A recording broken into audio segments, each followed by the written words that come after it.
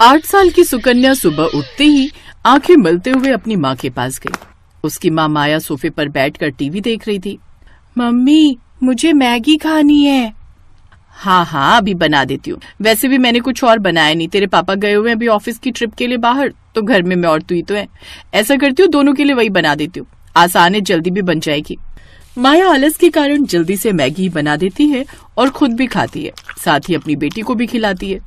ज्यादातर उसका पति ट्रिप पर ही रहता, जिस कारण वो दोनों माँ बेटी ही घर में रहती और वो जल्दी में दोनों के लिए मैगी बना देती। ऐसे ही समय बीता और अब सुकन्या 22 साल की हो गई। मम्मी यार कहाँ हो? ओ गॉड, लगता है माँ पूजा में बैठ गई। मुझे तो कॉलेज के लिए लेट हो रहा है। एक काम करती हूँ, जल्दी से अपने लिए मैगी बना लेती हूँ। मेरी ऑल टाइम फेवरेट। सुकन्या रसोई में जाकर मैगी बनाने लगती है, लेकिन मैगी बनाते वक्त वो कुछ सब्जियां भी उसमें ऐड करने लगती है और सब्जी काटते हुए उसकी उंगली कट जाती है। Ouch mummy. उसकी आवाज सुनकर जल्दी से पूजा खत्म कर उसकी माँ माया बाहर आती है। अरे ये क्या, काट ली ना उंगली, ध्यान से काम नहीं कर सकती, रुक मैं अभी पट्टी लगा लेती हूँ। सुकन्या की माँ उसकी उंगली में पट्टी लगाती है, जिसके बाद वो उसे मैगी बना कर देती है। सुकन्या अपने माता पिता की इकलौती बेटी थी, इसलिए वो उससे ज्यादा रसोई का काम नहीं लेते थे, इसलिए सुकन्या को भी मैगी के अलावा कुछ और बनाना आता ही नहीं था। तू भी ना यार अंकित, पता नहीं कब तक यूं ही मेरे साथ तफरी मारता फिरेगा। ओ मैडम, तेरे लिए सीरियस हूँ मैं, समझा? ऐसा मत बोल। तो फिर क्यों नहीं आता मेरे घर मेरा हाथ मांगने?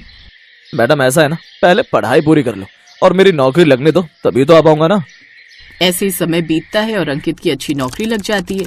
वो मैगी बनाने वाली कंपनी में मैनेजर की पोस्ट पर लग जाता है।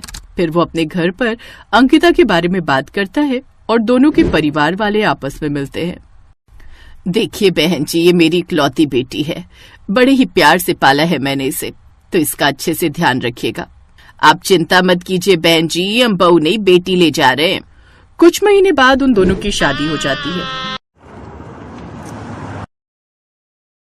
एक दिन, बहू जल्दी से मेरे लिए चाय बना दे, रोज तो अपने हाथों की पीती थी, आज से बहू के हाथों की पी लेती हूँ। जी माँ जी, मैं बस अभी बना कर लाई। सुकन्या जल्दी से रसोई में जाती है और चाय बना कर ले आती है। पीकर बताइए ना माँ जी कैसी बनी है। अरे रुक तो जा, गरम गरम पी लूं क्या, बहू है तू मेरी, ऑर्डर ना कर। सच ही कहते हैं लोग, ये सास तो सास ही होती है। आय हाय बहू, ये चाय बनाई है या काढ़ा, इतनी पत्ती कौन डालता है इसमें? इसे पीकर तो सर दर्द और बढ़ गया मेरा। तेरी माँ ने तुझे चाय बनाना भी नहीं सिखाया क्या? वो माँ जी, मैंने पहली बार बनाई है ना, इसलिए। कोई बात नहीं, मैं सीख जाऊंगी। उफ, पता नहीं क्या होगा आजकल की लड़कियों का, बताओ चाय तक बनानी नहीं आती। ओ मैडम, तू उसे क्या बोल रही है, तुझे खुद कौन सी आती है? ये सुनकर सुकन्या मुस्कुराने लगती है और ननद पैर पटक कर अंदर कमरे में चली जाती है। कुछ देर बाद सुकन्या सबके लिए नाश्ता बना कर ले आती है। वो सभी खाने की टेबल पर बैठते हैं तो सामने मैगी देख हैरान रह जाते हैं। बहू ये क्या है? सॉरी माँ जी, वो मुझे खाना। वही तो पूछ रही हूँ, तुझे कैसे पता चला कि हम सबको खाने में मैगी पसंद है? जानती है कोई दिन ऐसा नहीं होता जिस दिन हम मैगी ना खाएं, लेकिन मुझे सब्जियों वाली मैगी पसंद है और मुझे स्पाइसी वाली। और सुकन्या मुझे अनियन वाली। तुम जानती हो ना, मैंने तो मैगी की कंपनी इसीलिए ज्वाइन की है क्योंकि इसकी वजह से मुझे अच्छी खासी मैगी घर लाने को मिल जाती है। मैं तो रोज वहाँ से 50 पैकेट मैगी अपनी गाड़ी में छुपा कर ले आता हूँ। हाँ अंकित, मैगी से इतना प्यार की उसके लिए चोरी भी, वेरी बैड। खैर, मुझे लगा था मैं ही मैगी की दीवानी हूँ, लेकिन तुम सब भी मैगी के कोई कम दीवाने नहीं हो। अगर मैगी वालों का बस चले ना तो हम सबको अपनी मैगी का फैमिली एम्बेसडर बना ले। सुकन्या खुश हो जाती है। अब वो सुबह शाम सबके लिए मैगी बनाती है। आज मैंने सबके लिए मसाला और जीरा मैगी बनाई है और भाभी कल पनीर मैगी। हाँ, अब तुम सब फिक्र मत करो, अब मैं आ गई हूँ ना, तो अब तुम सब सुबह शाम बस मैगी ही खाओ। अब सभी घर वाले सुबह शाम बस मैगी ही खाते, यहाँ तक कि अगर कोई मेहमान भी आता तो उसे भी वही बनाकर खिलाते, जिस कारण मेहमान भी उनके घर आने से डरते। अरे ये क्या अंकित की माँ, ये बहू क्या पका कर ले आई, मैगी? हाँ आपको पता है, इसे भी हमारी तरह इसका बड़ा ही शौक है। सत्यानाश, सोचा था बहू आ गई है अब तो कुछ अच्छा खाने को मिलेगा, लेकिन नहीं, ये मुई भी बस ये केचुआ खाना ही जानती है। नहीं रहना मुझे यहाँ, मैं आज ही वापस जा रही हूँ, नहीं तो तुम लोग तो मुझे ये मैदा खिला खिला कर ही मार डालोगे। बुआ बिना देर के वहां से चली जाती है, लेकिन इन सब से उन सबको कोई फर्क नहीं पड़ता। इधर अभी भी वो सब मैगी खाना जारी रखते हैं। ऐसे ही समय बीतता है और एक दिन पता चलता है कि सुकन्या गर्भवती है। सच में मैं यानी कि पापा बनने वाला है। Wow, thank you so much जो तुमने मुझे इतनी अच्छी खुशखबरी सुनाई। You are the best. और मैं दादी। बहू, अब तू खुद का ध्यान रखना। घर के काम के लिए हम काम वाली लगवा लेंगे और खाने की तो कोई टेंशन ही नहीं है। मैगी तो खानी है सुबह शाम, वो तो हम में से कोई भी बना लेगा। नन्हे मेहमान के आने से घर में सब खुश थे। ऐसे 2 महीने बीत गए। घर में सभी सुकन्या का खूब ख्याल रखते, लेकिन उनमें एक ही बुरी आदत थी कि वो अभी भी मैगी खाना नहीं छोड़ते। और फिर एक रोज, माँ जी जल्दी आइए, शालू शालू। माँ, ये तो भाभी की आवाज है, चलो जल्दी। वो दोनों उसके कमरे में जाते हैं जहां वो पेट पकड़कर बैठी हुई थी। क्या हुआ बहू? माँ जी, पेट में दर्द हो रहा है और ब्लीडिंग भी। क्या? हे भगवान शालू, तू जल्दी से कैब बुक कर, इसे अस्पताल ले जाना होगा और अपने भाई को भी फोन कर दे। शालू जल्दी से गाड़ी बुक करती है, साथ ही अंकित को भी अस्पताल पहुंचने को कहती है। कुछ देर बाद वो अस्पताल पहुंचते हैं। चेकअप के बाद, आई एम सॉरी, लेकिन ज्यादा मैगी खाने की वजह से बच्चे के अंदर भी वही गया जिस कारण उसकी मौत हो गई। सुकन्या की बॉडी में भी मैदा खाकर वो इम्यूनिटी नहीं है कि बच्चा सरवाइव कर पाता। इसे तो इस वक्त फ्रूट्स और हरी हरी सब्जियां खानी चाहिए थी। आप जानते हैं ज्यादा मैगी या मैदा खाने की वजह से हमारी बॉडी को कितना नुकसान होता है, और ये मैदा हमारी आंतों में चिपक जाता है। इसीलिए महीने में 1-2 बार खाने में कोई बुराई नहीं, लेकिन रोज खाना यह आप सबकी सेहत के लिए भी खतरनाक हो सकता है। क्या मेरा बच्चा? नहीं डॉक्टर, ऐसा नहीं हो सकता। खुद को संभाल बेटा। सुकन्या को जब ये बात पता चली, वो तो जैसे खामोशी हो गई। मैगी खाने की सजा उसे ऐसी मिलेगी उसने कभी नहीं सोचा था। उस दिन के बाद पूरे परिवार ने मैगी खाना छोड़ दिया। अब वो सब हरी सब्जियां और रोटी ही खाते। अंकुर ने भी मैगी लाना बंद कर दिया। ऐसे ही कुछ महीने बीत गए और अब सुकन्या फिर से प्रेग्नेंट हुई, लेकिन इस बार वो कोई रिस्क नहीं लेना चाहती थी, इसलिए उसने खुद का अच्छे से ध्यान रखा। साथ ही ससुराल वालों ने भी उसका खूब ध्यान रखा और हेल्दी चीजें खाने का नतीजा ये हुआ कि उसने एक साथ 2 जुड़वा बेटा बेटी को जन्म दिया। अब उनका परिवार पूरा हुआ और अब वो सब साथ में खुशी खुशी रहने लगे।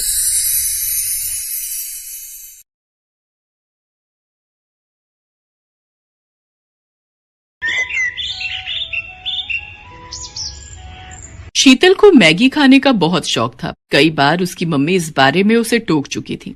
शीतल, क्या बना रही हो बेटा? आपको पता तो है मम्मी, जब मैं किचन में होती हूँ तो मैगी के सिवा कुछ बनाना पसंद नहीं करती। बस भूख लगी थी बहुत जोरों की, तो मैंने सोचा मैगी ही बना लूं। शीतल बेटा, कभी कभी मैगी खाना ठीक है, पर इतना ज्यादा किसी चीज का आदी नहीं बनते हैं। तुम्हें और भी तरह के खाने बनाने आने चाहिए बेटा। कुछ दिनों में ससुराल जाओगी तो क्या वहाँ अपनी सास को मैगी बनाकर खिलाओगी? तो और क्या मम्मी, मैं तो अपनी सास को भी मैगी खाना सिखा दूंगी। शीतल ने अपनी मम्मी की बात को अनसुना कर दिया और फिर कुछ दिनों बाद शीतल की शादी सौरभ नाम के लड़के से हो जाती है। शीतल की सास नई बहू के आने से बहुत खुश थी। क्या बात है उर्मिला जी, नई बहू के हाथ का क्या खिला रही हो? आज तो बहू का दिन है, वो जो भी अपनी पसंद से खिलाएगी वो खा लेंगे। क्यों अनीता जी? जाओ बहू, मेहमानों के लिए कुछ अच्छा बना कर ले आओ। ठीक कह रही हो उर्मिला जी। रश्मि भाभी जी, आज तो बहू की पसंद का ही खाएंगे। मोहल्ले की औरतें नई बहू की मुंह दिखाई के लिए आई हुई थी। उर्मिला के कहने पर शीतल रसोई में तो चली जाती है, पर उसे तो सिर्फ मैगी बनानी आती थी।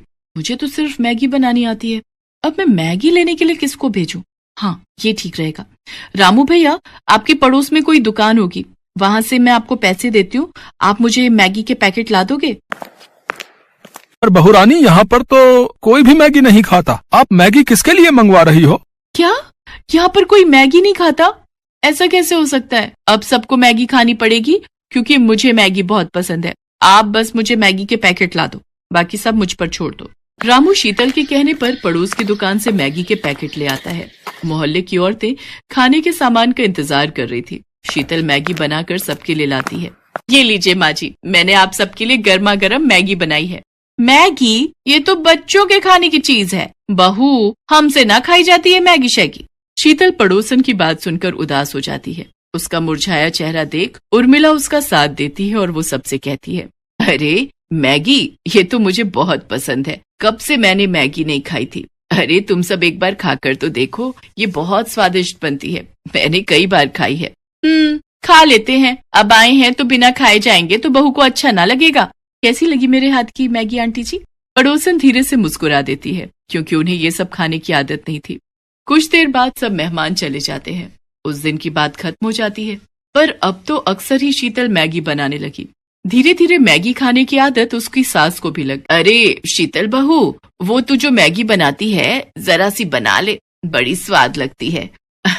पता नहीं तूने कैसी आदत डाल दी है, मन करता है रोजाना ही मैगी बनाकर खाओ। झट से तैयार हो जाती है, समय भी बच जाता है और पेट भी भर जाता है।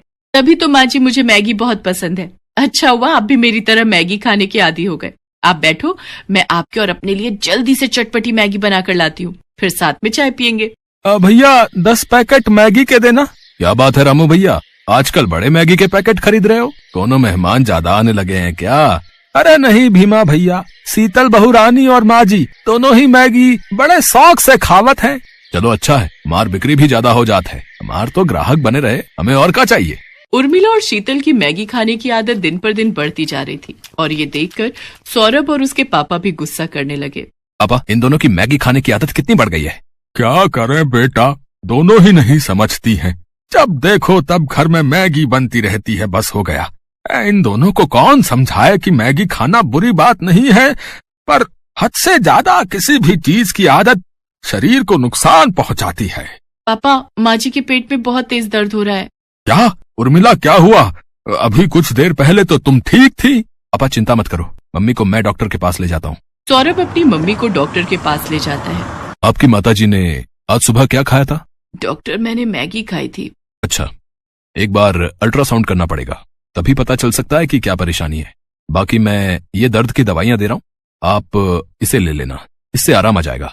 फिर अल्ट्रासाउंड की रिपोर्ट के बाद ही हम आगे का इलाज शुरू करेंगे। डॉक्टर उर्मिला को दर्द की दवाई दे देता है।